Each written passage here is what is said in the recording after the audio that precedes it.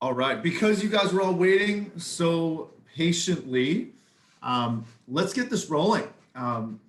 Really excited to launch this series.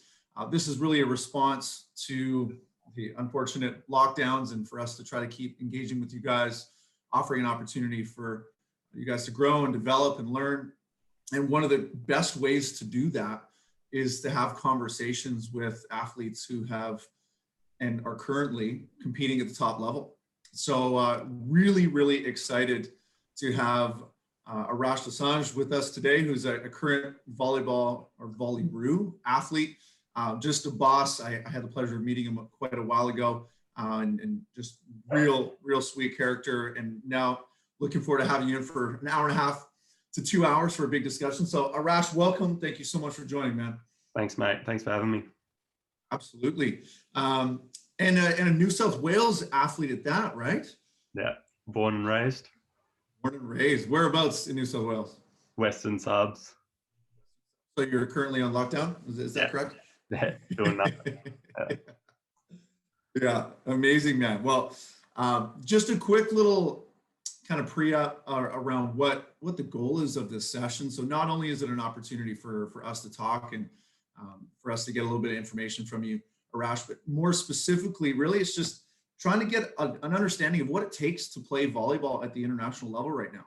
And being in Australia, being in a relatively isolated continent, sometimes we can get disconnected from what's happening around the world. And I think the Olympics has been amazing for us to see things. But you recently came off of a VNL competition, which is fantastic. So really just looking at peeling some layers with you, having some conversations around some of the things that you think about while you're playing, some of the decisions, some things about opponents and your team. So really just trying to take from your experience as a national team athlete. Does that sound all right? Yeah, sounds good, mate. Beautiful. So to just go into the run of show, so everybody knows, we're going to just have a conversation for the next 30 minutes or so. I have some preloaded questions and we'll kind of cover a bunch of different topics that I think would be fantastic. We're then going to move into some live match commentary. So we have a set of volleyball. We'll get to that in the second phase in terms of the discussion points and what set that is. But we're going to talk about that set as it happens and really just trying to learn from Arash as he's playing it, which I think is a really unique opportunity. And once that's finished, we'll move into a Q&A session. What's going to happen for the Q&A session is we're just going to have you guys pose your questions into the comment box. Okay, so we're not going to go mic off. There's so many people here, which is amazing. That would take a bit of time. So just for quality control, for us to be able to manage this conversation, if you do have any questions throughout, just fire it into the chat box, and we have some of our team who are going to take those questions, and then they'll select them at the end. And we'll have 5 to 10 questions depending on how much time we have left. Okay, so that really is the run of show. So let's dive in to Arash here right off the bat, man. So being from New South Wales, being from the inner west, where did you start playing? So I originally started playing with my old man. So my old man played volleyball, sort of took it up from him, but then my first coach was Joe, and I started playing in like Balkan Hills Volleyball Club. Okay. So I played with Joe all my youth years. So yeah, that's pretty much where it started. Amazing. And at that point in time, were there state teams in play? Yeah. So I was playing under 15s, 16s, 17s, like all the state teams, all the like grassroots programs that were happening with state volleyball. I was a part of. So yeah. Any success with those state teams? Yeah, 2012 still one of the biggest successes for me. Gold medal. Nah. Yeah, we got. No, that's great. Yeah. And what event was that? Sorry, gold medal was at nationals. Yeah, nationals. We beat Queensland in the final. Still a great memory. Oh, that's good. So being relatively new to this organization in Australia, I've come to realize there's a pretty significant rivalry from New South Wales to Queensland. So we kicked some serious Queensland butt when we were up there for the beach campaign. So that felt nice. Yeah. Hopefully we'll be able to do some damage indoors at some point in time soon, man. Yeah. So I'm sure it's a long story, and we'll kind of peel that. But I want to start with, where are you currently playing, man, or where did you spend this season? So I just finished a season in France, and right now I just am like focusing on national team. I haven't signed with the club yet, but probably will be looking to sign in the next few weeks. I'll be going to Europe anyway in the next month after Asians. So yeah, hopefully pick something up then, and then kick off with the new club. Don't know where yet, but we'll see what happens. That's the journey, right? For you, oftentimes, have you faced anything like this before in your career, where you didn't necessarily know where you were going, and you're kind of waiting for that call? Yeah, it's like, especially this year and last year with COVID and everything, it's been a bit trickier. But with professional volleyball, especially like in Europe, a lot of guys, like, you just have to stay ready, stay fit, and you can get a call up and you might be on a flight the next day. So it's kind of, you just have to stay ready, because you don't know what's going to come at what point. And so yeah, it's pretty much part of it. Live game ready, man. Yeah. That's what it is. Yeah. Good. Now we can connect the story here. So I understand you came from New South Wales, played some state teams. Like, can you go over, you don't have to go into every single detail, but just a little bit of your journey to get to where you are today? Because there's a lot of young aspiring athletes here that, are interested in playing overseas, interested to go into college, that kind of thing. And it'd just be great to hear kind of your progression from when you were a young aspiring athlete to getting onto the Volleyroo squad. Yeah. So like I said, I started a volleyball in Sydney with Balkan Hills Volleyball, and played state teams and went to like a few national team, like junior national team camps and stuff like that. So long story short, I picked up a AIS scholarship in the end of 2012. And at that time it was a full-time program, and there was only 8 to 10 scholarships a year, and there was only like 10 athletes there a year, and you were like fully provided for. So I moved down there, finished high school there, and then I played like B team, under 23s, like did all the, like, it's all been like step by step pretty much, like junior national team to B team to like under 23s. And then in 2014 there was actually an injury in the Volleyroo team, and I was the 4th setter in the squad at the time. And then I was just lucky enough to get a call up, and that's where I debuted in 2014, but didn't start playing full time with the national team until 2017, I think it was. It's amazing. It's amazing how someone else's misfortune creates your opportunity, right? So talk about being ready just for the moment, and anything can happen. Yeah, exactly. And like back in the AIS days when we were there, we were always like pretty much brought up like that we have to just stay ready. You don't know when your opportunity is going to come, but when it comes, you gotta just take it. And so from like that debut, I got a contract straight away in Finland. I went over there with Luke Perry, and then that's where my professional journey started as well. So how much time was that? Like 2 years that you were at the AIS? Yeah, I was there for 2 years. A year and a half. The second year I left in like August to go to Finland. Yeah. Amazing.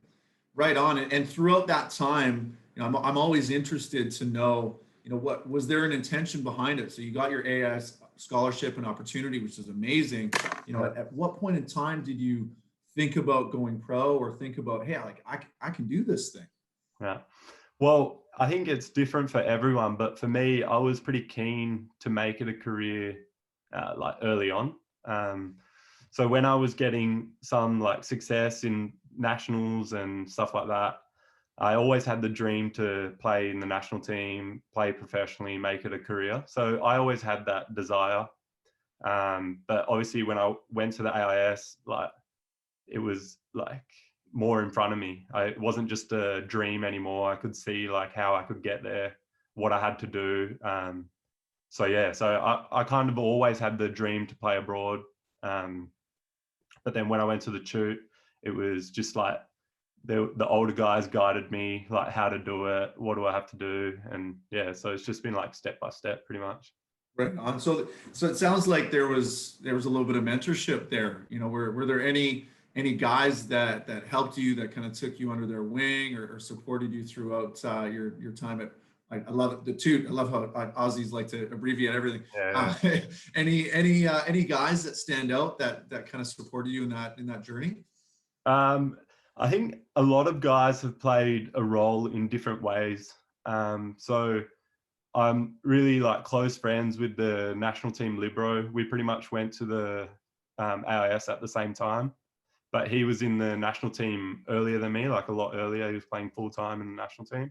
So when I debuted in 2014, he was there in the team already. So he sort of took me under his wing, like to show me how it works in the national team, because it's so different to junior teams. It's like such a big step up in mentality level and everything. So yeah, he sort of helped me in the national team, and then there's been other guys like former setters that would help me out with like technical or just like decisions on clubs, and it's all like all the older guys have just like helped in different ways. That sounds like a great culture, man. That's Yeah. fantastic. And you know, the pro side of things, obviously there's a few things that are outside of your control, but do you work specifically with an agency?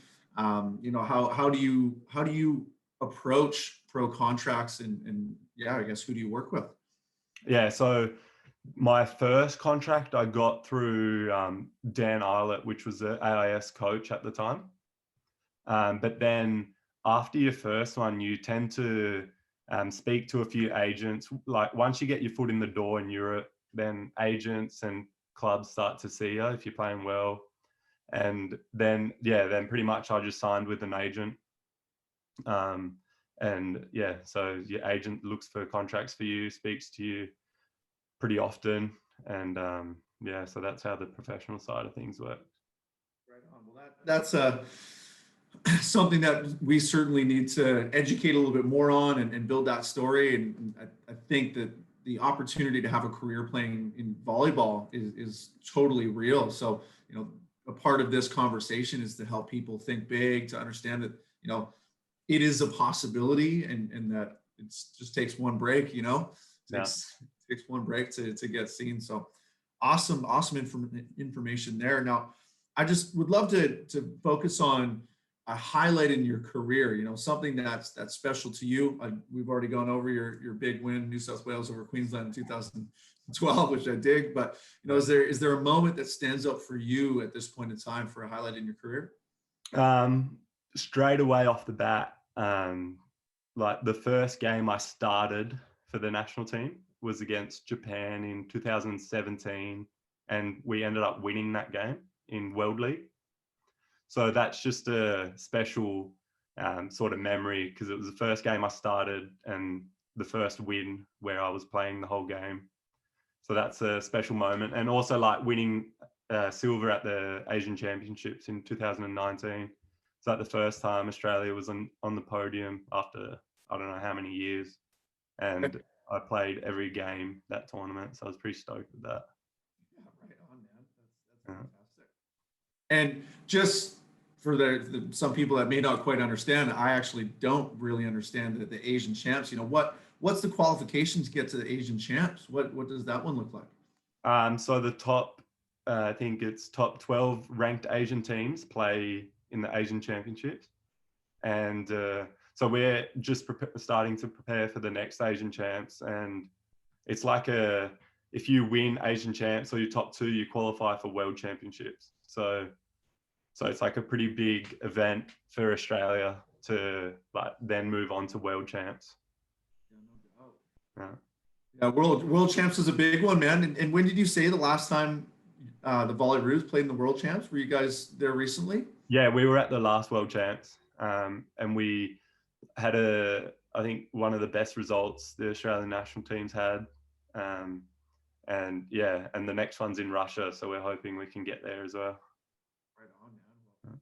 Well, we'll all be watching and cheering. Absolutely. Yes. Yeah.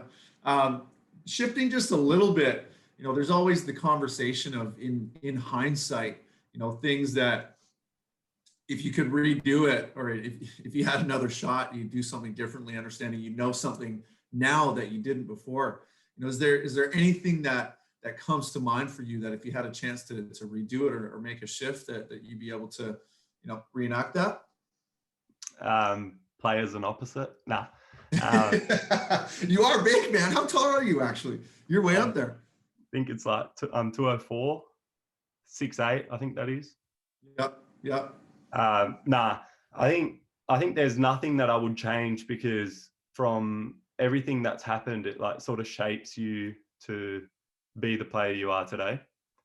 And but like if they were saying I would tell my younger self, is just to be like patient and trust the daily grind. I think I was pretty impatient younger me, always wanting results like straight away, and it doesn't happen overnight. So well, if you're anything like your younger brother, that makes a lot of sense. So yeah.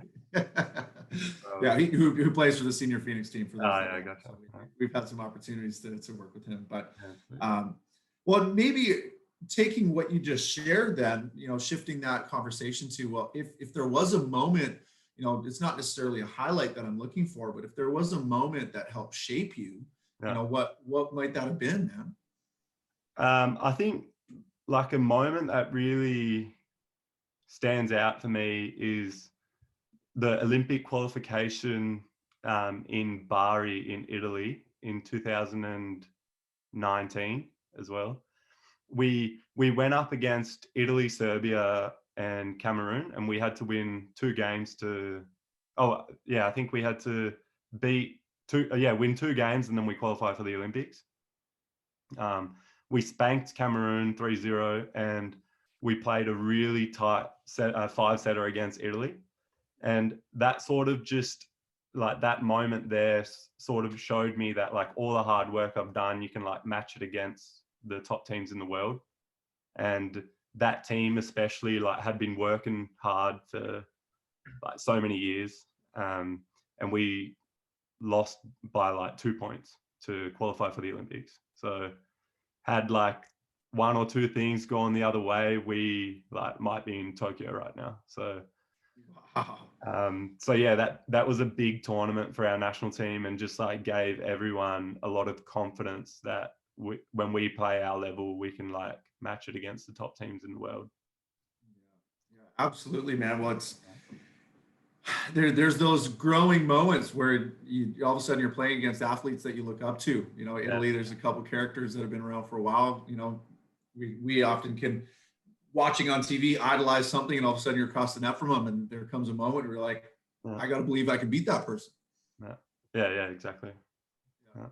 Awesome, man. Moving forward, so just understanding, you have a long career ahead of you. I don't know if I can say you're just getting started, but you got a lot of years of volleyball ahead of you. You're still aspiring. What vision do you have for yourself and your career moving forward? Yeah.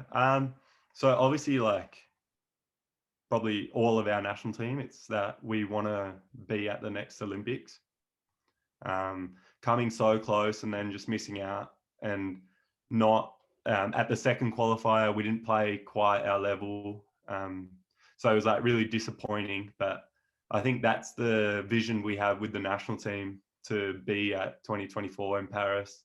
But like I said before, it's a step by step, and our first step is to win Asian champs now.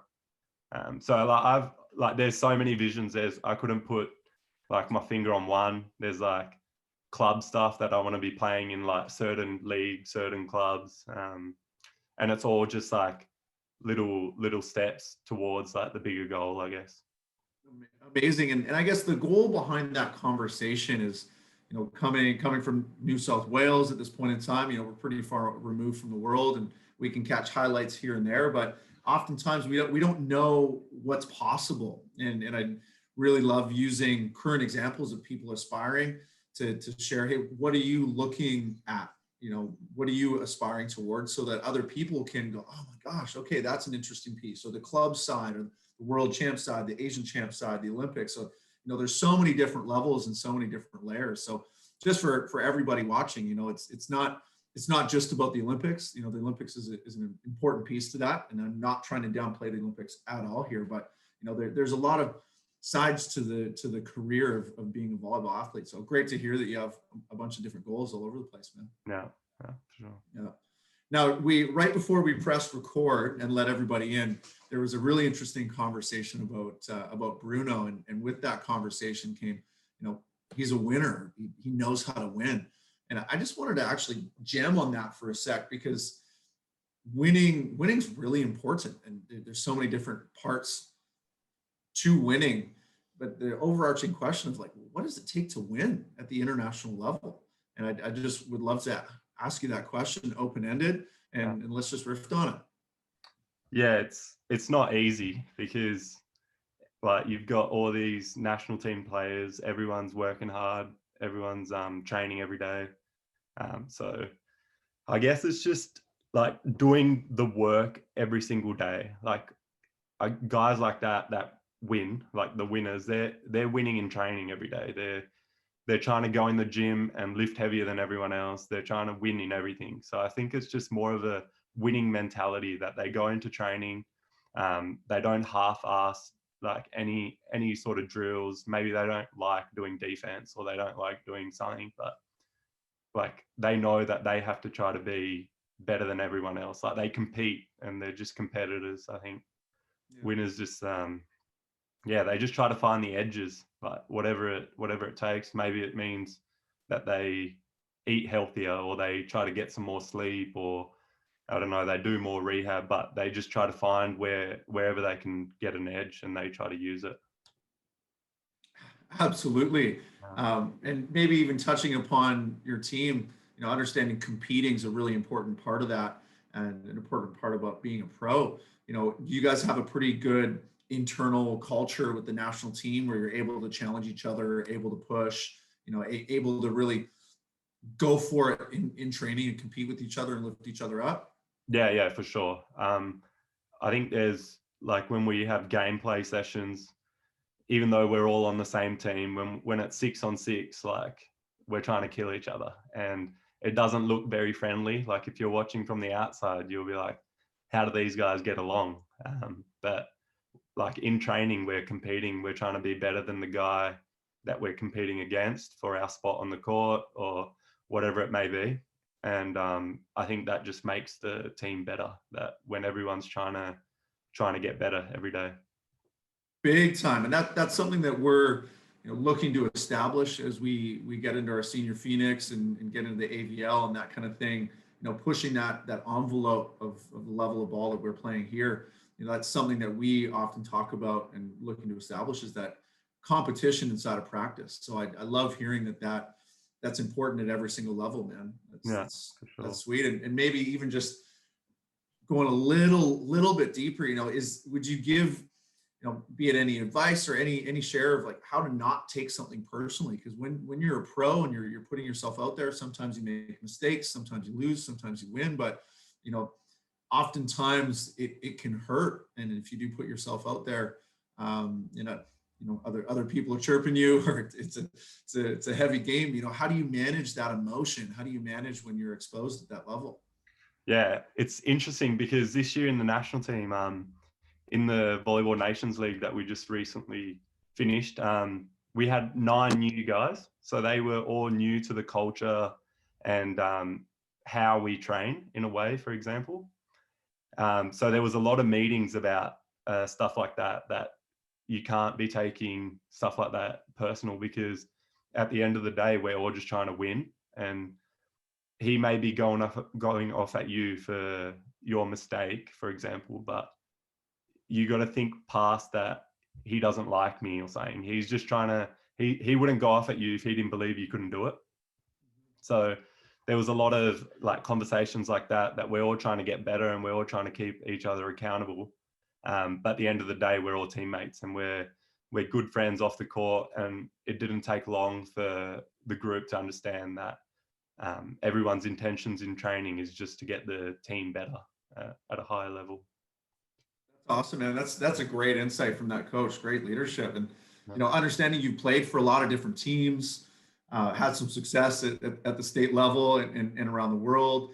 Is there anything that sticks out? It could be a couple different things, but teams that you played for that have had some special sauce or some magic where you're like, that was pretty special. Like what might be a characteristic or two of some of the more special teams that you played for? So the last cycle, the last 4 years with the Volleyroos, Mark Lebedew worked really hard on building the culture, the way we want to be seen by each other and from the outside. So I think just going back to the last point, it really ties in that we had some core values, and one of them was that we're teammates and mates in caps, that at the end of the day, we're all good friends, and and that really showed on the court because no one ever took anything personal. It was always you're trying to push your mate to get better.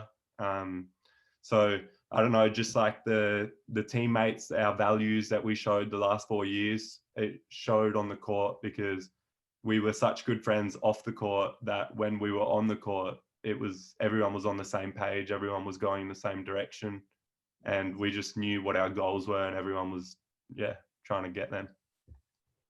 Amazing. Well, those are all things that we're trying to build in the Phoenix culture here. So that's great to hear that those are really important pieces of winning cultures. And for all the athletes watching, be it beach, be it indoors, be it U14 or senior, these are all really important parts of a championship culture. So really nicely done, man. Well, what I think we should do is shift. Let's get into a little bit of visual action. What I'm going to ask is actually, Lauren, if you don't mind letting me share screen, because at this point in time, I don't think I can. So while that's happening, let's just set the tone. We're going to watch a set of volleyball. You've chosen this set of volleyball. Can you paint a little bit of a picture for us of what are we about to watch? Yeah, so we've got the Japan game in the Volleyball Nations League. They're one of our main competitors in Asia. So technically we want to be the powerhouse of Asia, like Iran has been doing the last few years. And that's because you have to win through Asia to go to the Olympics, and you have to win through Asia to go to world champs. So we want to be the best Asian team. And whenever we come up against Asian teams in other competitions, there's a bit more fire in those games, I guess. Right on. Yeah. Right on. And, from even just this Olympics, I unfortunately being a Canadian, I don't know if people saw the last match where our boys lost to Japan, but they're an athletic team. Holy smokes. They don't give up. They're such a good team in defense. They have such a good system, and they've got two really, really solid attackers. And they just really put it together really nicely. Amazing. So which set specifically are we going to watch, and why? We've got the second set. And so this set, we're watching this set because the first set we just lost, I think it was 27-25. So we're watching this set to see how the boys react and how we end up winning this set, what we do to try to bring it back to level the score. Awesome. Well, maybe peeling it back a layer then, entering this match, what was the game plan moving into this match? Anything that specifically as a team that you guys are looking to achieve? Any keys? Maybe let's talk from a team perspective first, and then let's move into you as an individual athlete, as the setter, how you were looking to manage this game. Yeah. So as a team, we wanted to serve tough because we know when we get them off the net, we have really physical guys in our team, so we can play really good block and D, and we have one of the best defenders in the world. So we've got Perry behind us defending. So if we can get them in high ball situations, then we know that we're gonna more times than not win that battle. Yeah. So it was a key focus to really go after our serves, and I don't know if we did or not in that set, but we'll see. We'll see.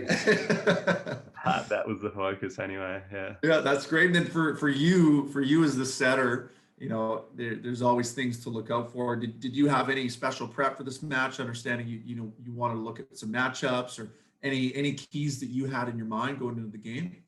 Yeah. So before every game, we have scouting sessions, and the setters would sit down with the coaches before the other players came in for the meeting, and we'd look at what their blockers do and what we think they're going to do against us.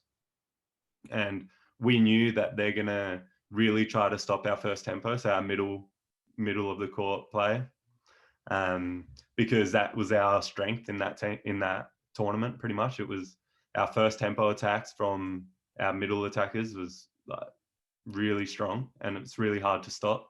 So we knew they were going to try to stop that, and then my game plan around that was, how do I sort of make the middle's job easier, even though we know that they're going to be really looking out for that.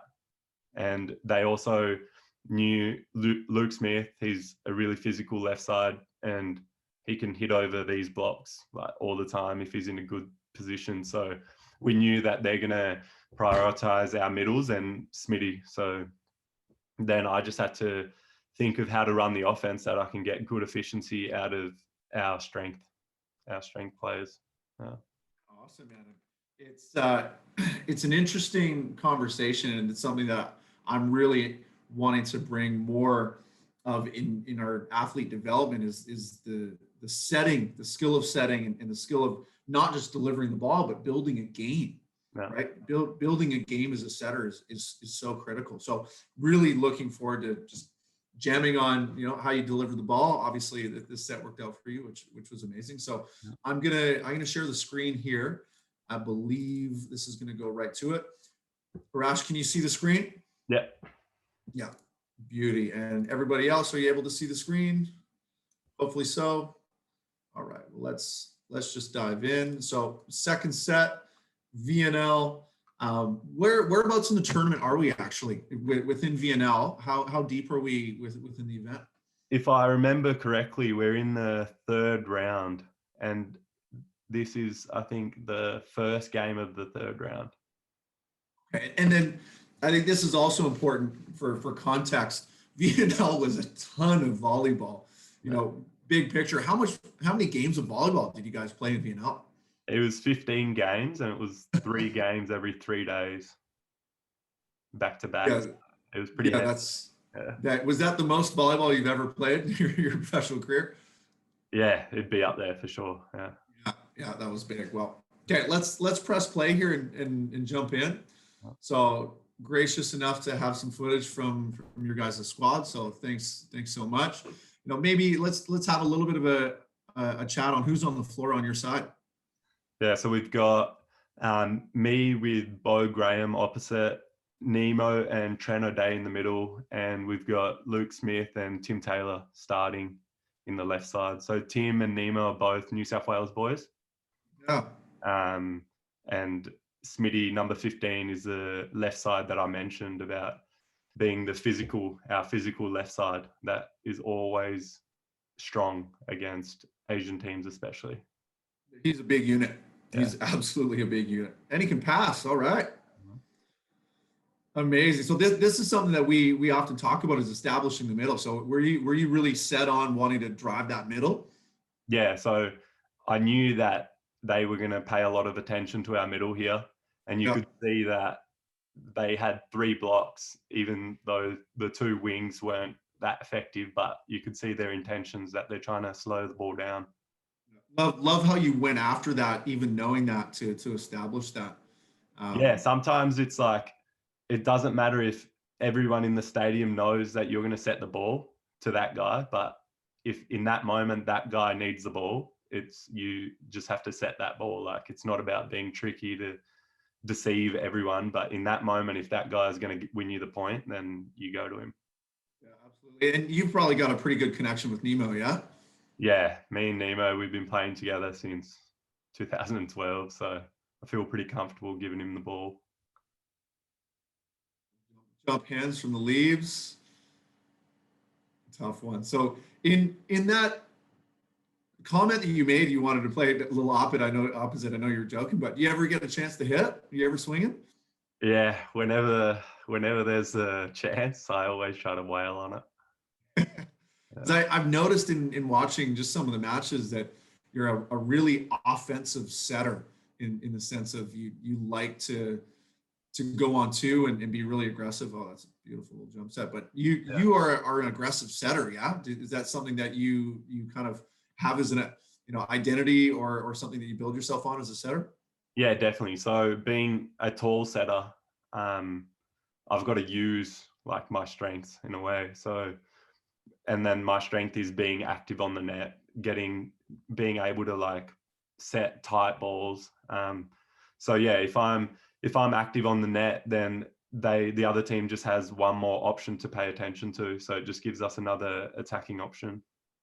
I love it. I think it's amazing. It's amazing. I'd say that also actually spills onto the beach as well, the Aussie style of playing. Yeah. So how often does Nemo pass? Because we're starting to see middles pass the ball a bit. Yeah, well, Perry will give the responsibility to the middles sometimes if there's a short serve. And in that case, we know Nemo has good ball control, so he can pass that easy short serve straight to me. And he did, and then he wailed on it over the block. Let this rally play out. Nice little effective pipe. Maybe talking about your block there, you had a really great high touch. What might be a blocking strategy on the court right now? Like what are you thinking about as an outside blocker to set that block, and maybe what are you looking for to set it? Yeah, so we've scouted this guy in our scouting meetings, and we've seen that he hits on his approach. So our defenders know that I'm going to be trying to blocking his approach, and they're going to try to block around it, defend around it. Sorry. That just out? Oh yeah, it was just out. Shoot. Yeah, trying to do a bit too much there, I think. Didn't have too many options with that pass, unfortunately. Yeah. So there's an interesting conversation. Was it Bo Graham is generally speaking a middle, is he not? But yeah. He's playing right side. Yeah, so unfortunately this tournament we didn't have our main opposites there. So he had to play out of position. He's played opposite in his younger years, but he hasn't played opposite at this level ever. So it was a tough tournament for him to make that change, but he did pretty well. Yeah, it's amazing stepping into that. And I just want to say that you're definitely running the middles a lot, which is fantastic. That you got some great seam connects there.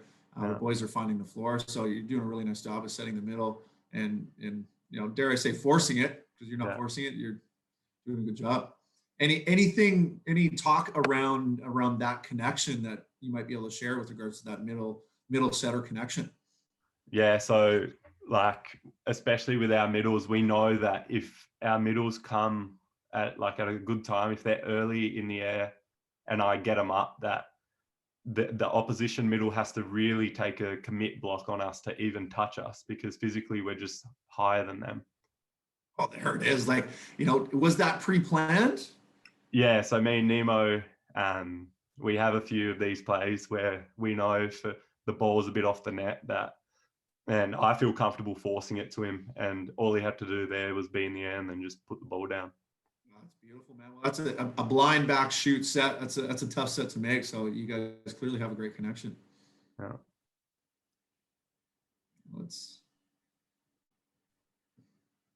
Nice up by Toomey. Now we're seeing a lot of what I would call that C ball, but that backcourt opposite hit. Can you maybe shed a little bit of light on the utility of that set at the international level? Like it's such a humongous tool that's so required to play at the top. Can you speak about the importance of that back row opposite attack? Yeah, so the opposite in every team is usually the main attacker, and especially even when their back row is pretty much the same as their front row. Like all they have to do is attack. They don't have to worry about anything else pretty much. So at that level, you will have opposites like hitting really high efficiency from the back row as well. So it's a strong play, and every team respects when the back row is opposite, when the opposite's back row. And yeah, it's a good play. It scores a ton. You know, the top teams in the world all have some of the best oppos. So critical. We're doing our best to introduce that to our state teams and the teams that we're looking to build out is having that back row opposite attack at a nice early stages. While there's a little bit of a timeout, maybe a quick little chat. Like, where do you think the men's game's going right now? Like, you've been playing for a little bit. You know, how has it evolved over the last few years, and maybe where do you think it's going? It's really like the speed of the game is changing a lot. It's getting a lot faster to when I first started playing, and especially the attackers are getting really crafty in the way they score points. So it's not always just to try to hit the ball as hard as you can and like score that way. Now you'll see at the top level, guys are scoring by tipping, playing off the block, and just doing other stuff with their attack to score the ball. And it's proving to be a good way to score.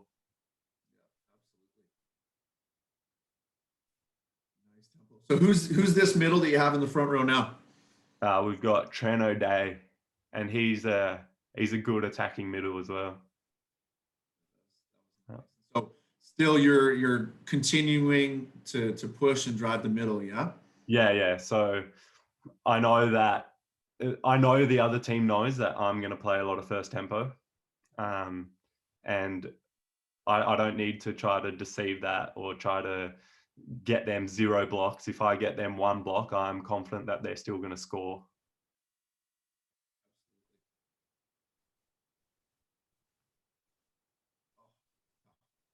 Now there's definitely some times where you're going to make a dig and you're not in the play. You're not able to get that second touch.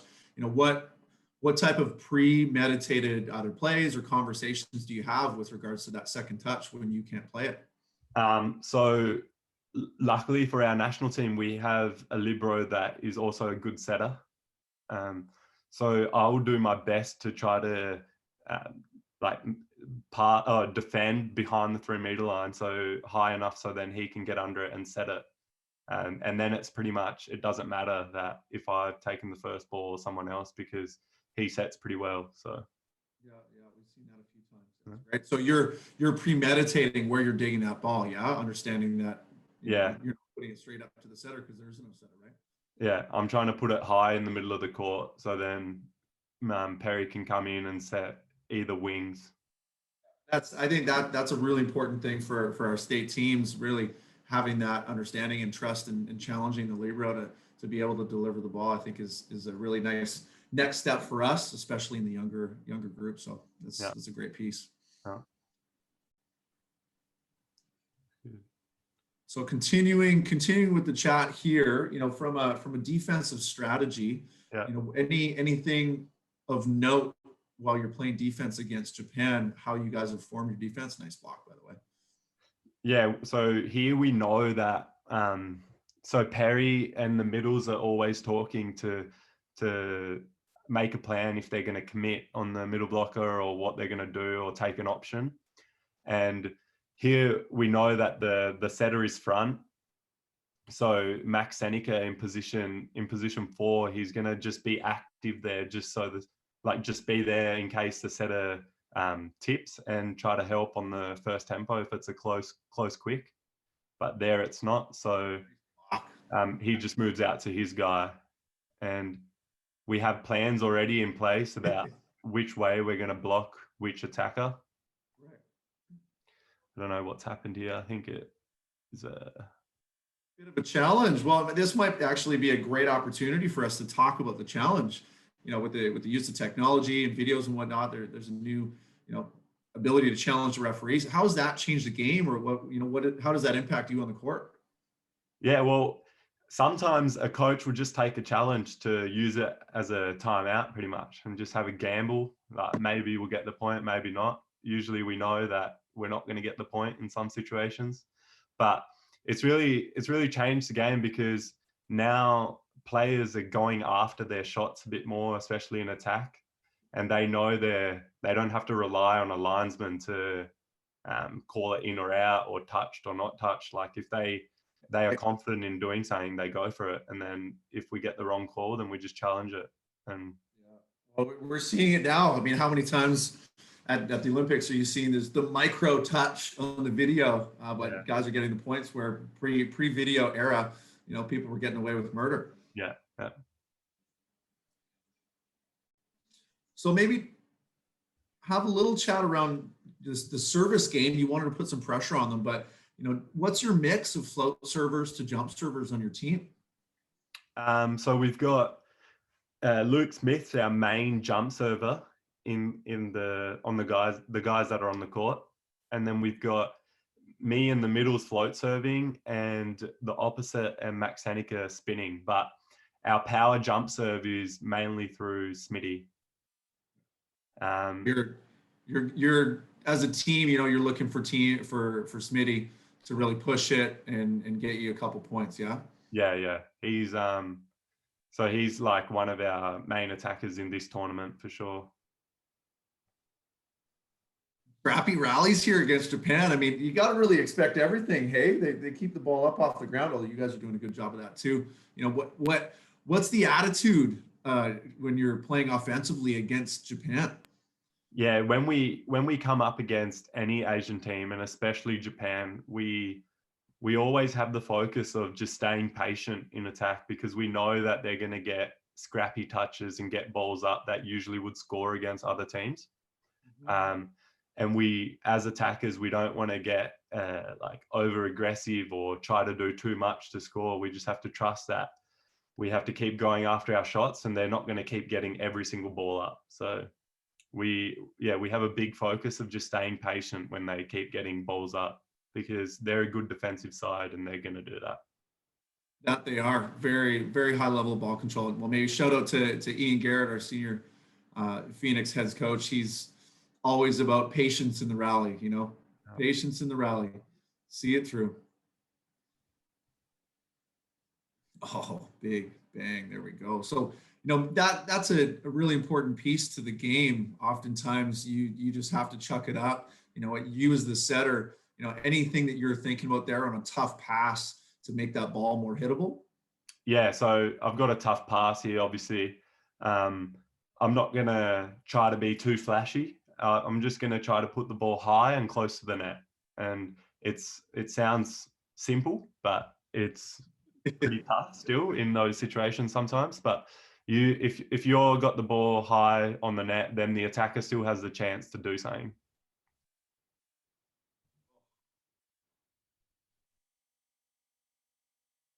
But I've noticed that Japan has a really, really quick tempo.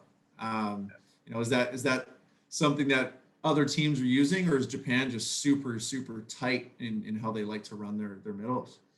Yeah, well, first tempo should be running at that speed, but they do it more so because they know that they're physically never going to hit over, for example, Nemo that touches 370 and 350 in block. Like if they're slightly late, he's going to get a good read and then touch the ball every time. So they know if they want to beat him, they have to beat him with speed.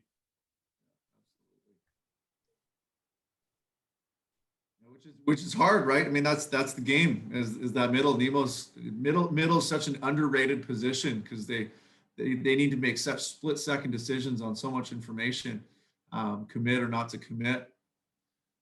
Yeah.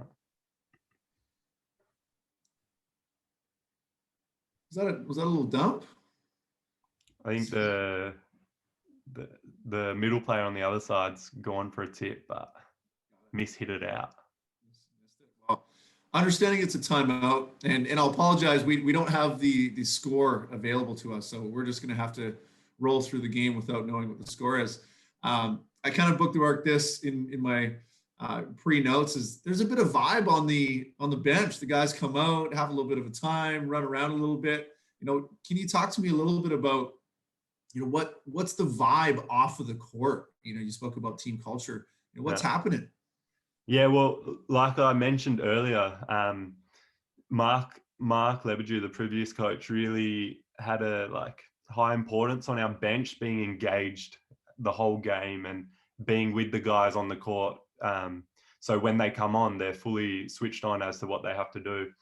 And we found like a sort of a fun way to stay engaged where it also gives energy to the guys on the court. If you see our bench, it's like always very rowdy, and it's always and sometimes the guys on the court, if they're not feeling so confident or not feeling so well, they look over to our bench and they get a lot of energy out of that. So it's just been a thing that we've been doing, and it's just been keeping guys engaged, warm, and when they come on, they bring that fire, and it really helps change the game sometimes. It's so good. I noticed it in the highlight clips for VNL, and it almost looked like you guys had a bench from an NBA All-Star game. It was so good. Yeah. All right, let's see where we go here.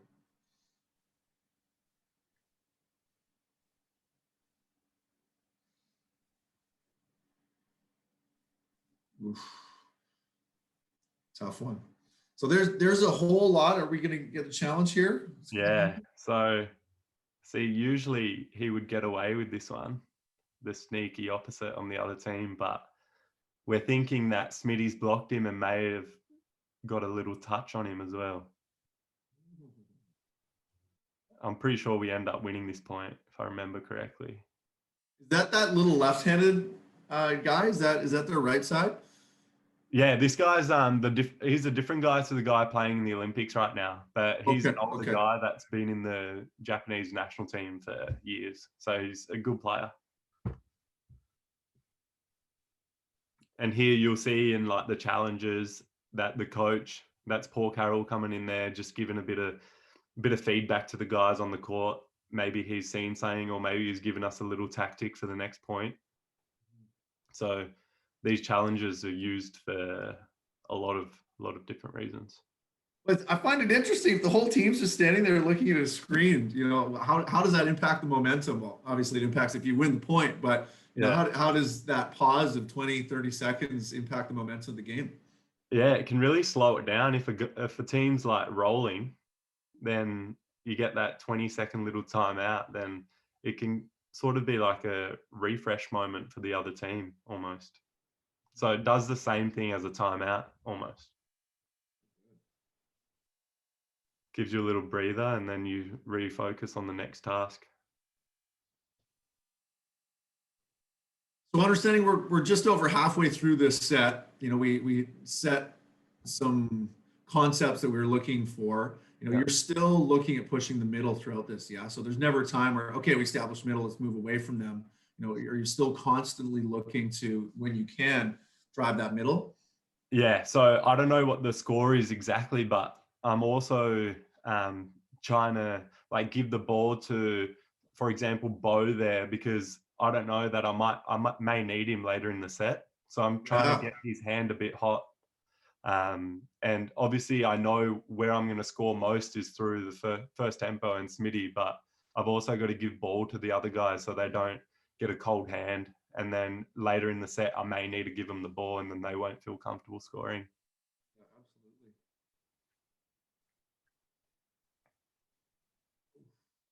Maybe let's move into that a little bit more. You know, you as a setter, you know, dictating the tempo, feeding the ball to specific players.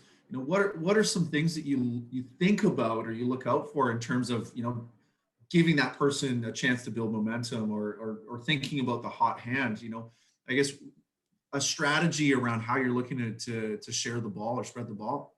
Yeah.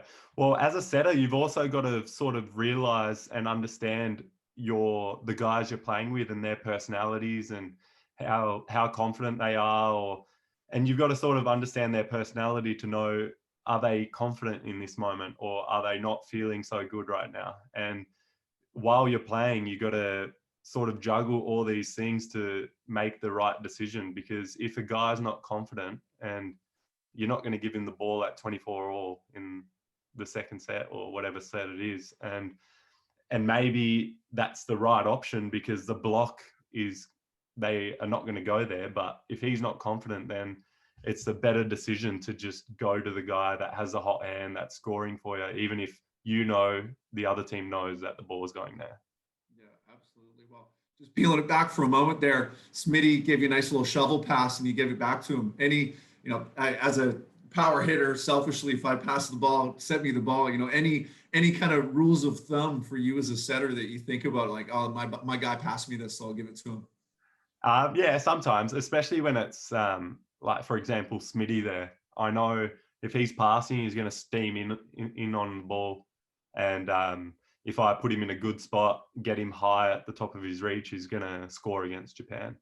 Which he did right away. But I don't let that stuff sort of fly with me either, especially if I'm front row, then these easy balls, I want them to pass on the net, because then that just gives our team another option of attack. So then I can throw it down, and if I don't throw it down, the other team's still paying attention to me. And then wherever I set, then I should be able to get a split block if the ball's passed on the net. So, okay, so that's an interesting one. So is there a conversation that you're having with the guys around, hey, get me on the net, push me on? So are you reminding them and letting them know that, hey, I'm front row, put me on the net? Yeah, at times I will, for sure. But the guys know on free ball that it's pretty much a rule that a free ball, I'm front, has to be on the net. And there's times where Perry will purposely put me even a little bit more on the net, a bit over, because he knows that I can score in this moment. And sometimes in transition, he may put me close to the net in the middle of the court, and he knows that I'm going to throw that one down. So he sometimes plays the game as well. And sometimes he takes it a bit off when he thinks that I shouldn't go for it in this moment. So it's just like the game within the game. There it is, middle of the court, beauty. You get the touch? No. I think touch. Oh, okay. Well, maybe understanding, okay, they're going for the challenge here. So we have a little bit of a moment. There's always a conversation that we're having around the only time that everything's within your control is behind the service line.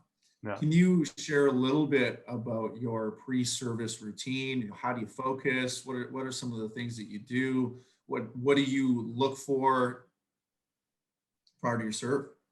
Yeah, well, now more so it's less technical focused, because I know I've done the work in training. So technically I know I can put in a good serve, but it's understanding what's happening in the game, who's our target that we're going after, and how to put the ball where I need to put the ball for our block to make the best blocking option for our team. Absolutely. No, that was a great serve right there, man. That dropped like a rock. Now, have you guys identified an athlete specifically that you want to serve? Is your coach telling you, who to serve? Are you making that choice for yourself back there? No, usually our coach is telling us. So you can see there, I was going after the 6-1 seam, served out, but we're trying to stay away from Ishikawa, which is number 14, as he's their strongest passer. So yeah, we'll have tactics, and each guy, some of the jump servers may have different tactics than the float servers, but we know who we should be targeting throughout the game.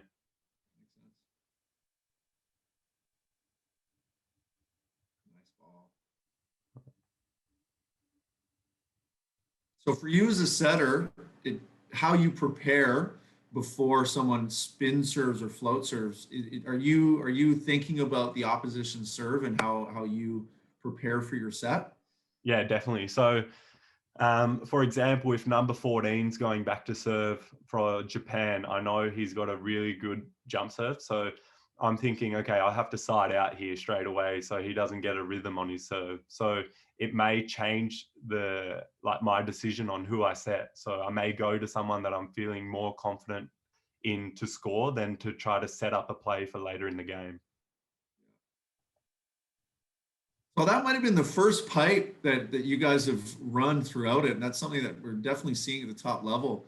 Is that something that you guys try to run consistently? Is that kind of a super play that you guys have? Yeah, it should be definitely run more so, but right now in this tournament, especially, there was like me as a setter, I was only confident really to set the pipe to Smitty because I had played with him for a long time. So I knew where he was going and he knew where I was going to set it. And he has a really good approach on the pipe. But yeah, at the high level, you should be running a lot of first tempo on pipe. And we had a lot of first tempo throughout VNL, but we were sort of missing the like strong pipe attack. And we're also seeing, that coming out of the center, but there's some slant versions, if people are starting to get really creative out of that back court. So it's nice to see you guys have it, but obviously tough if you only have one guy that you feel comfortable with. Oh, you get it? Yeah, for sure. Yeah.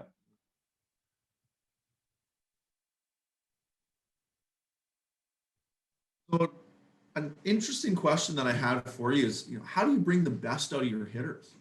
Obviously, there's a lot in play if whether you're up or you're down, but is there anything that you go to as a setter to support your hitters? Yeah. So first, like I'll try to put them in good situations, especially at the start of the game, especially the younger guys in this tournament. Like I would try not to give them situations where I know that they're going to have a double block in front of them. But at the high level, guys have to be able to score even if there's a double block. But the way I try to get the most out of the attackers and try to get them feeling good is just like backing them, just letting them know that I have confidence in them, that I'm going to give them the ball.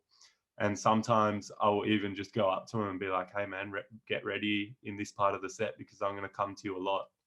And maybe I don't go to them at all, but that's just me going to them to try to get them more engaged and just to be ready if I do give them the ball. Yeah, so it's just like playing that setter's game, sort of trying to get the guys in like being ready to get the ball. And that also like me going up to a attacker and saying, hey man, I'm going to come to you a lot here. Their reaction can also tell me how they're feeling. Like some guys will feed off that. Some guys will be like, oh, like they'll back down a bit. So that also will let me know if I can go to them or not. Yeah, nice push. Yeah. Here's another situation, like not a great pass and then just putting the ball high on the net so they can just take a swing off hands. And Max Seneca did it really good there.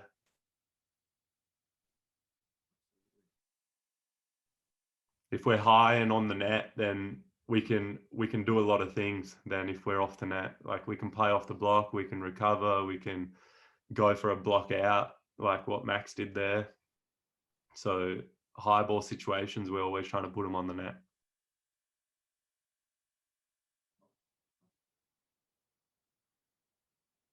So obviously with Japan, not a tremendously enormous blocking team, but to what degree are you thinking about matchups as a setter? Your hitter versus another blocker. Does that play a factor in some of your decision making on the court? Yeah, definitely. So when, for example, the Japanese setter's front row, then he's not a tall guy, not a great blocker, and then I'm like thinking, okay, here I have to go to our wing. Doesn't matter where the pass is, but just go to him so he can hit over this setter.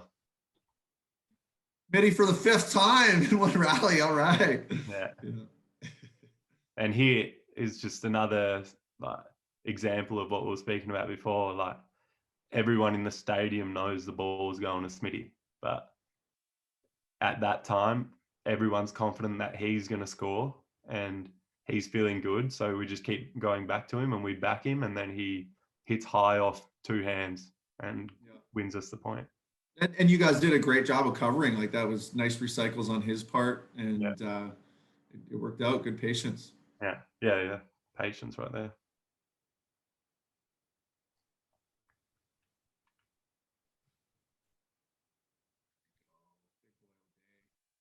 So is there a conversation that you guys are having where, hey, on free, we're going to do this? Do you have preloaded plays where on that easier ball, you're going to do something, or is it mostly kind of audibles and the players kind of know what's up? in those free situations where we have a lot of time before the ball comes over, a lot of the times I will change up what the middle's doing. I'll tell the middle what to run. But in the, like, for example, the rush situations in transition, then there's a lot of audible calls that we know that in this situation, he has to do this and I know where he's going to be. So when we have more time, then we can obviously set up a play a bit easier. But a lot of the time in transition, you don't have time. It's like a quick touch off the block and it's a quick transition. So. And then as a setter, how much of your setting choice is, are you seeing that person, or is there just a connection where they're just going to be there and you're setting a location? Yeah, a lot of the time, especially with first tempo, you see the guy in the air and you should be putting the ball in his hand. Like he should be up that early that you're setting to him directly, not that the ball is going up and then he's hitting it. He's got to be in the air before you. Yeah. But for the wings, you know where they're going to be. And so you're setting more a location for the wings.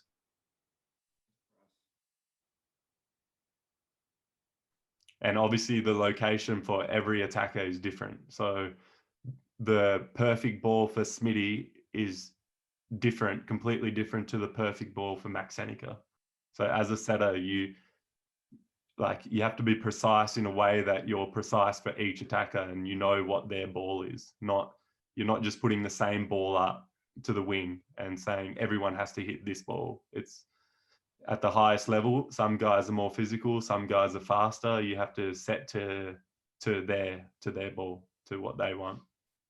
Absolutely. And that's a part of the mastery of setting, right? Is getting that feel for each one of the players, and you as a setter having to know that and be able to deliver. Ooh, out of bounds. Oof. Yeah. Feel like we're nearing the end of the set here. That might have been it. Yeah, close, yeah. I think we might end on a challenge here. I couldn't quite tell. It might have been, it might be looking for a touch, but there's one question that I wanted to ask, and it was, you got a new coach, and I believe he's a Brazilian. Can you talk a little bit about your new coach and maybe your experience with him? Yeah, so we got a Brazilian coach, Marcos Miranda. We haven't had a lot of time together, but from the time we have had, he likes to work hard. He loves to train, a lot of technical work, a lot of physical work. And the time we've had together, he's been pretty good. Amazing. And what's his leadership style? How does he bring the team together? Yeah, he's a bit more relaxed than a lot of coaches that I have played for. So he gives the player a lot of confidence to back themselves, that they're not going to get dragged straight away if they're making mistake after mistake. Whereas with other coaches, you make 2 mistakes and you're out. But he gives players a lot of confidence to back themselves and go after their shots, or go after their sets if you're a setter. He's a bit more chill, a bit more relaxed, but he's really good at getting the guys confident that are playing. That's fantastic. No.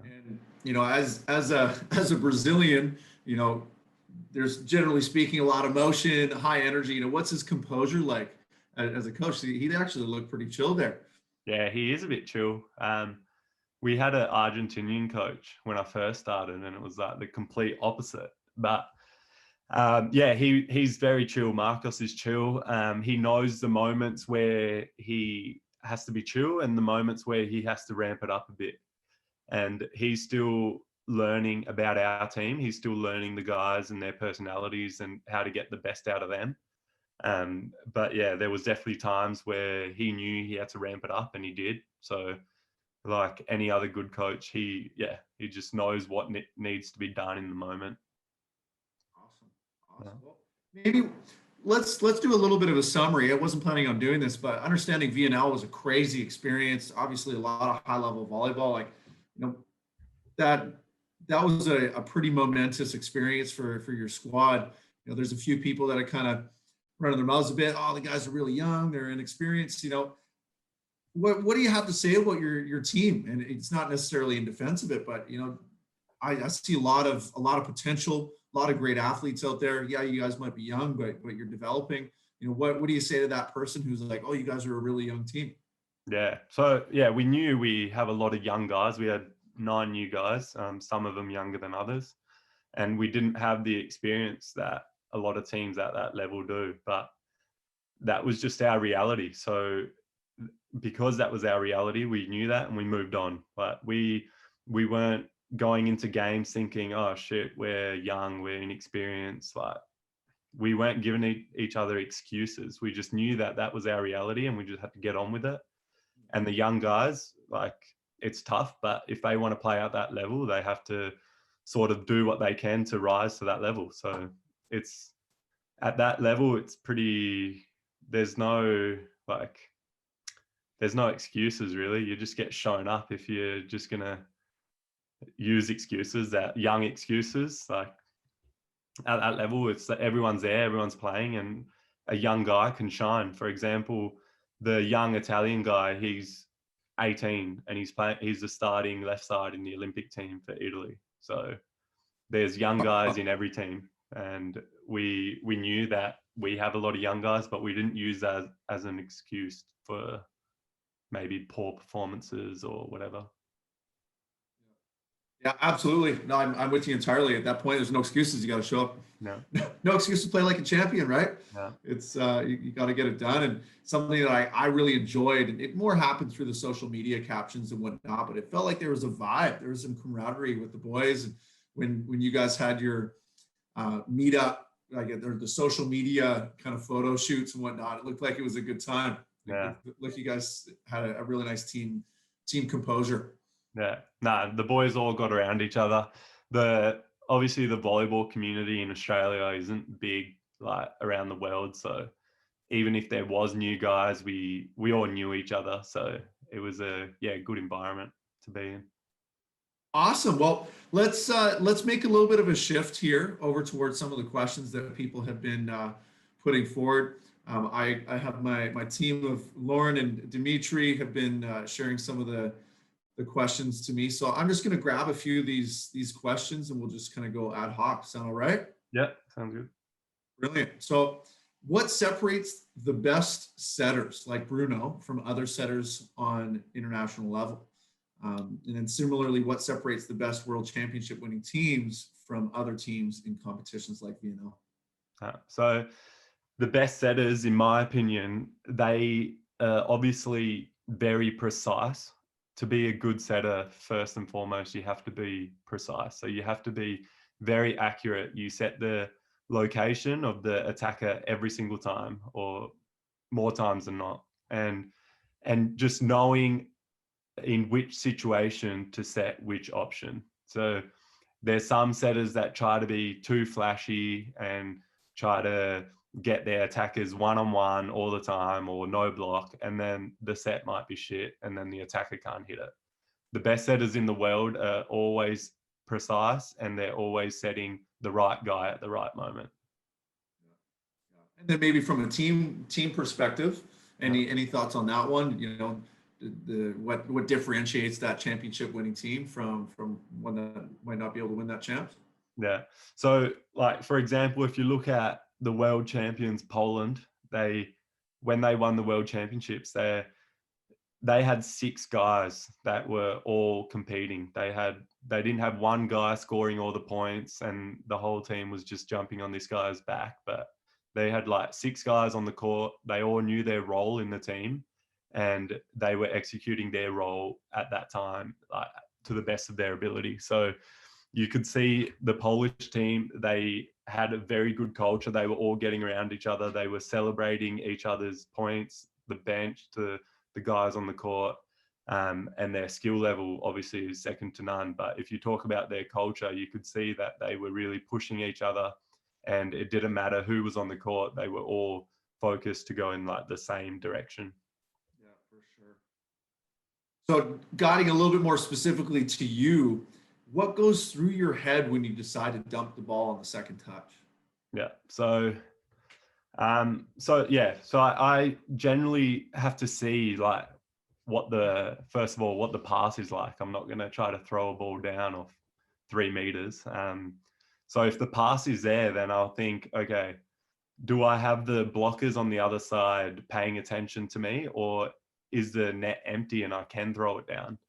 And sometimes, and a lot of the times now, the opposition position 4 blockers are paying a lot of attention to me when I'm front row. So I can't always dump because I know they're going to get a touch on it or block me. So if the situation's there, I go for it and I back myself, because I know if I go for it, it's not going to end badly. Like, the worst case that can happen is they'll get it up and then we may get another opportunity to score. But I also have to know that I'm a setter, and if I just want to score every ball, then I shouldn't be a setter. So I have to know when I can go for it and when I should be setting my teammates. Because generally when I score, dump the ball, it's on a good reception. And sometimes that good reception, I could be setting to one of the wings and then they get 1-on-1 and they kill that ball and they take a lot of confidence out of that. And confidence for an attacker is huge. So like, I have to balance when to dump it and when I need to give that perfect situation to someone else. And yeah. Yeah, great answer. Speaking about balance, actually, it's great timing. How do you find the balance between service aggression and faults? What does that fine line look like for you, and how do you manage it? Yeah. So for me personally, because I float serve, I'm a tactical float server. I have to know when our team is making a lot of mistakes in serve and when we're doing well in serve. So I've got a pretty good float serve, and generally I go after it. I try to get some good speed on it. But if our team's making a lot of mistakes, then I know that our jump servers aren't confident to go back to the service line and hit their serve at 120 Ks. And for our team, we need those guys to be going after their serve. So then I might take a bit off, but still then I'm not going to put a lollipop over. I'm still going to hit that tactical serve, hit the guy and try to get him in the seam and still try to put a good serve in, but I'm not trying to get a 100 Ks an hour float serve, for example. Well, this is an interesting one. There's the hybrid serve that's kind of a new style. How does the hybrid serve play a role in the men's game right now? Yeah, so there's some guys that do it really well where they disguise it. You don't know if they're going to jump serve or you don't know if they're going to float it, and that's just the game just getting better, getting harder. And it's harder for the receivers because sometimes you may set up for a jump serve and they float it and it catches you short and you're not prepared for that. So, and vice versa with the float and jump. So yeah, it's just the game moving forward, and it's just saying the receivers have to deal with. Absolutely. So a very specific question here. How do you account for star players in your tactics? Like, is there any special attention you would pay to someone like Nishida or Kurek? Yeah, for sure. So the point I made about, for example, Smitty, when the whole stadium knows the ball's going to him, it's like the same that happens for the other team. Sometimes, Nishida, for example, is on the other side, and in those clutch moments, he's going to get the ball. So as our middle blockers, they may take an option that they want to get 2 blockers out there, and we may get burned in that option. Maybe we get it wrong, but if we get it right, then that's a huge point in the clutch part of the set. So it's just like, you got to know who, for example, is their guy, and you got to understand when they're going to go to that guy. More into a team scenario here. Like, if your team's energy or mood is low, what do you look to do in order to get them flowing again? And then when you start to make errors in games, how do you focus back on the game and continue to play well? So maybe let's go to the first one. If the team's energy is low, what are some of the tactics that you'd like to employ? Yeah, if the team's energy is low, like sometimes it happens. You're not playing well, you're not playing that great, and you're not feeling good, and you start to get up in your own head. But the culture that we have been building in the national team is that we try to pick that guy up, and that's just coming back to you understanding who you have on your team and his personality. Like, for example, the way I talk to Perry might be completely different to how I talk to a younger guy, maybe to Max Seneca, for example. And in those moments, you just have to know what you can say to get the best out of him, if that makes sense. But Absolutely does. yeah, for example, to Perry, if I'm not playing well, he may come up to me and just be like, "Mate, pull your finger out." And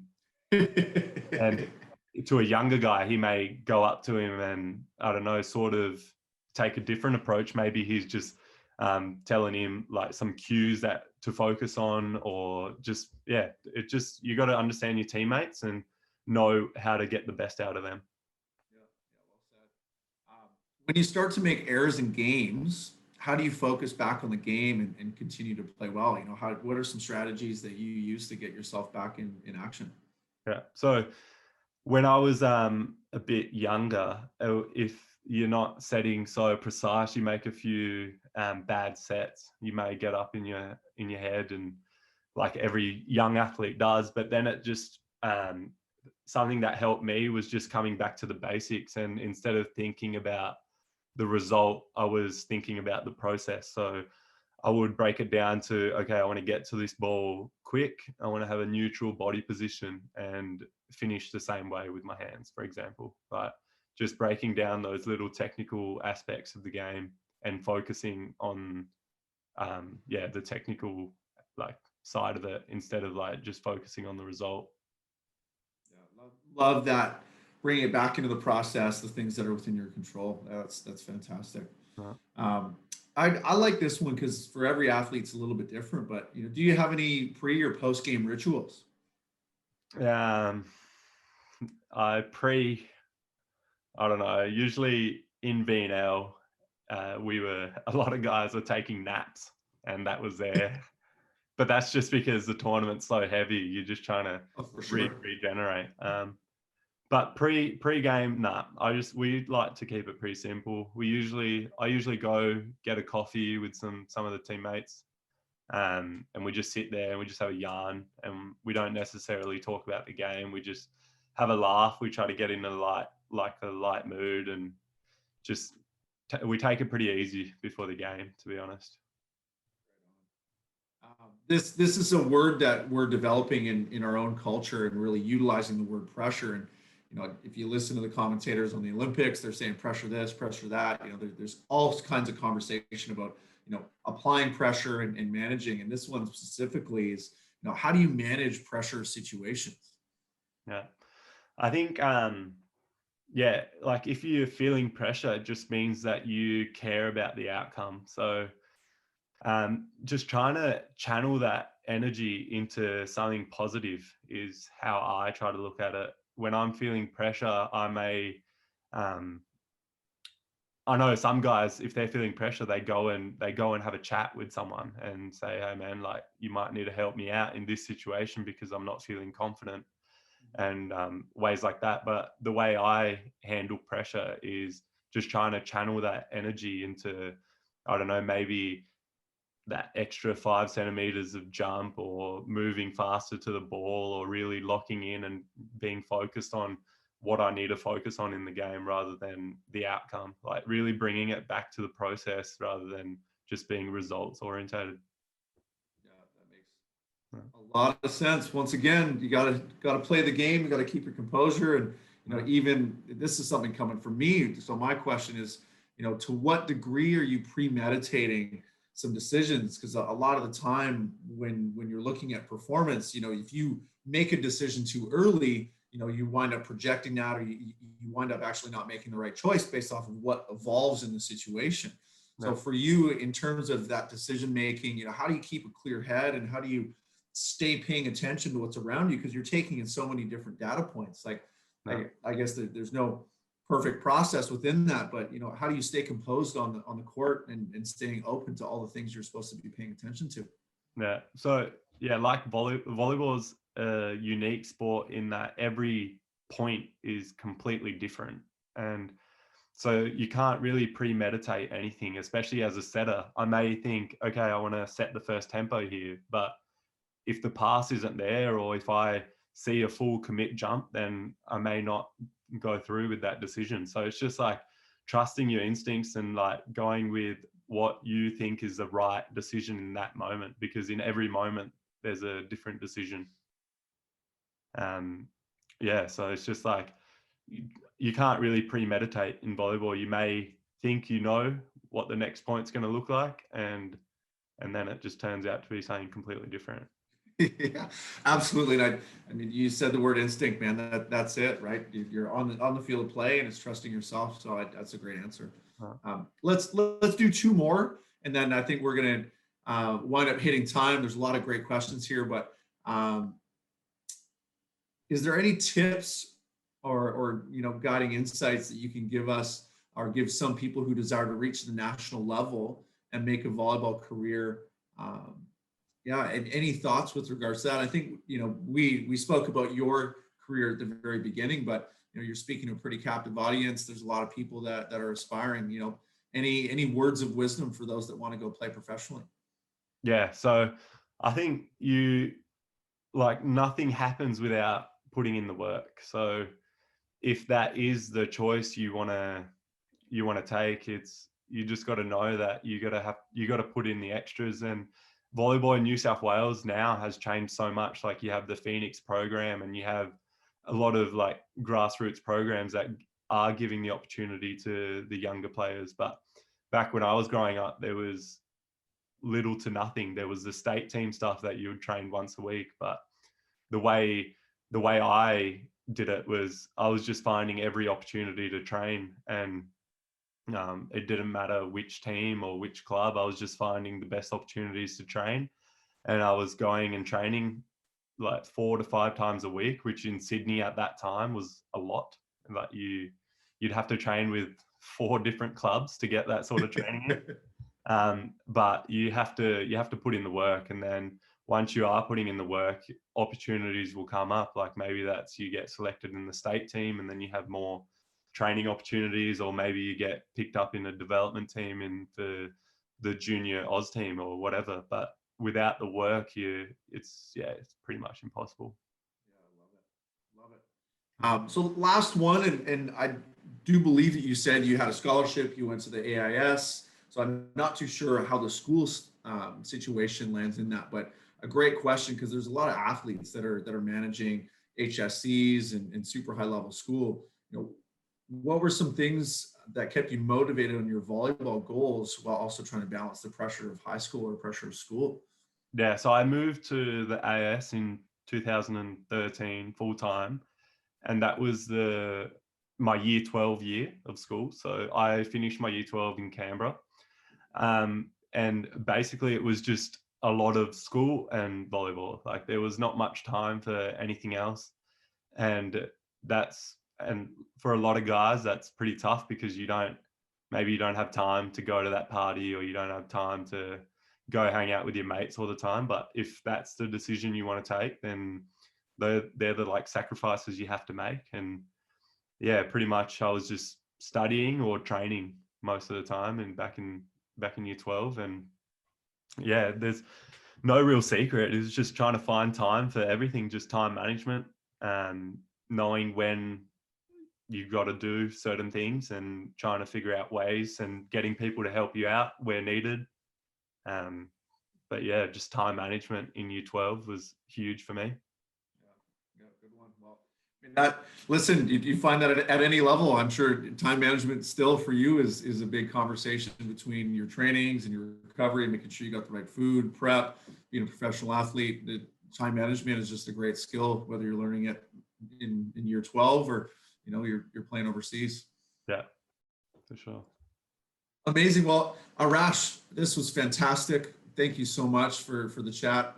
Just on behalf of me, my team, and all the Phoenix athletes, just thank you so much for giving us an hour and a half of your time, man. No worries. Great. Yeah, it was good as. Thanks for having me, and thanks to everyone that tuned in. I hope you guys got something out of it. I think there's some good golden nuggets, man. There's a lot there. So what we'll do is we'll upload this onto YouTube and put it in the back end of a Google Drive, which is open to our Phoenix athletes. And then just a reminder, we have our online workouts on Wednesday and Mondays. Those are happening at 5 p.m., which Arash, you're welcome to come in on if you want it. Cool. Cool. Well, thank you very much, everybody. Appreciate you guys, and we'll call it there. Sweet. And Arash, if you want to kick around, you can. Yeah, I'll stay on for a bit if anyone wants to have a yarn.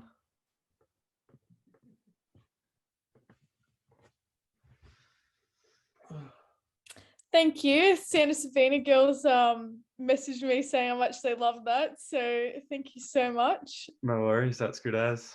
Yeah. Take it, I was stoked. Very funny. No, thank you. How are you going? All right? Yeah, everything's good in lockdown like everyone else here. Yeah, unlucky. Well, thank you very much. I will see you soon. No worries, take it easy. I saw you taking some notes, Claudia. You got some setup notes in there? Oh, I need all the help I can get, man. So Are you a setter now? I am as of this year. Good luck. Thank you. I'll need it. All right. Yeah. Enjoy your night. Yeah. Okay, bye.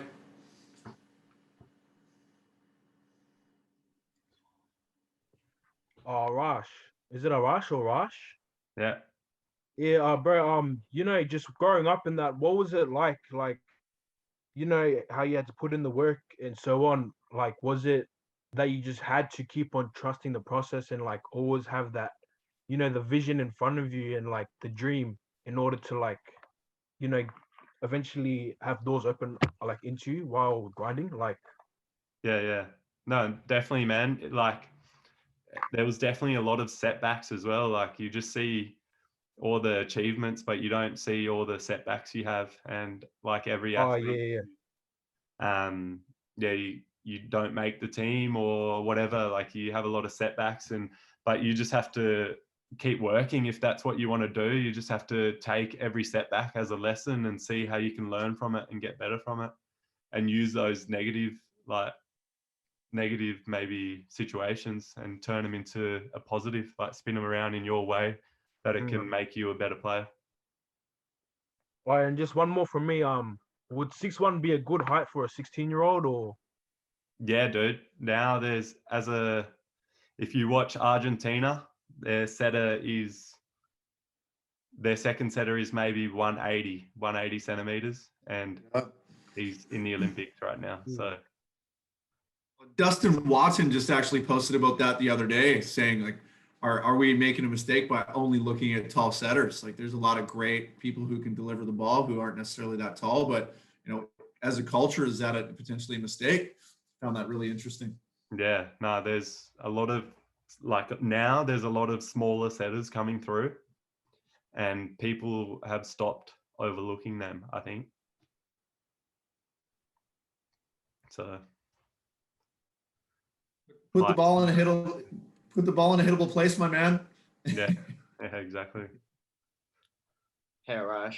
Yeah, mate. I was just wondering, because as like a top athlete, I know that it's quite hard to gather up motivation in order to train 4 to 5 times a day, and also, not be able to go to parties and, hang out with your friends. How do you gather up all that motivation to, stick to that particular goal you have?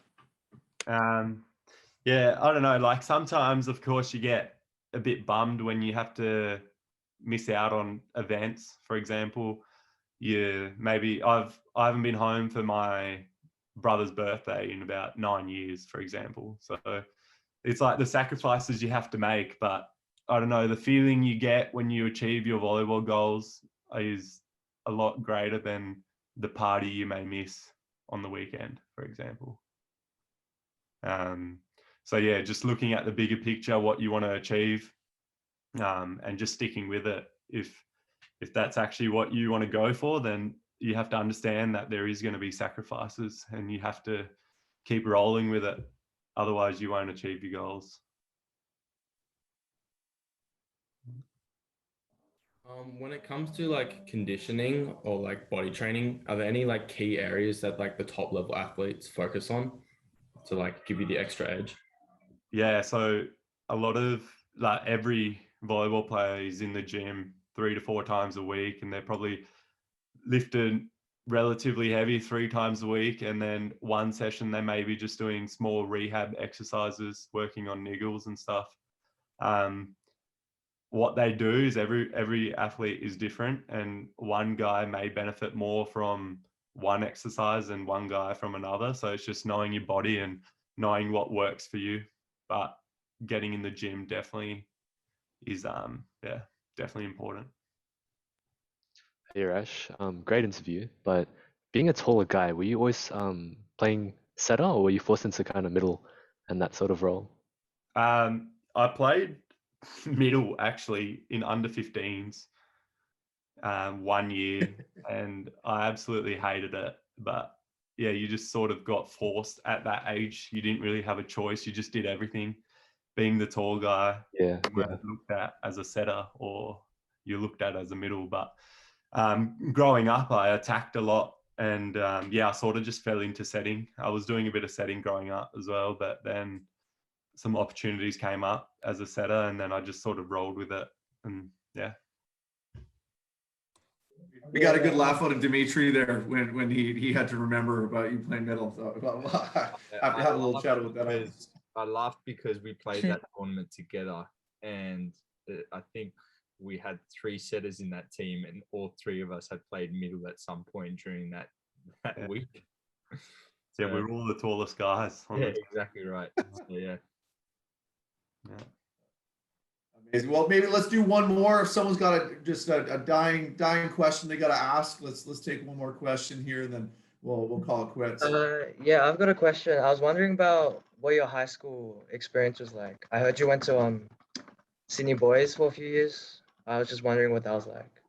Yeah, it was really tough at Sydney Boys actually, because they're academically one of the top schools in the state, and obviously everyone there just wants to do so well, like schooling wise. Whereas there was a lot of. Are you from Sydney Boys? Yeah. Yeah, so you know how we have the imports, the athlete guys. So obviously our priorities were a little bit different to the other guys. We were focusing more on the sporting side of things, but it was pretty tough because the schooling is really tough there. But we just had to deal with it. We all had tutors, like all the imports had tutors, and like that were helping us through our subjects and getting us through assignments and stuff. But yeah, it was pretty hard juggling it that year, but it's just, again, what we had to do at the time. Yeah, thanks. No worries. Thanks, Paul. Well, okay, guys, we'll end it there. Maybe our internal team will stick around so we can just send you off there, Arash. So let's have one more minute. Oh, there's a Keith. We'll take a slow golf clap. Appreciate that. But thanks so much for tuning in, you guys. Really appreciate it, and looking forward to some more of these conversations.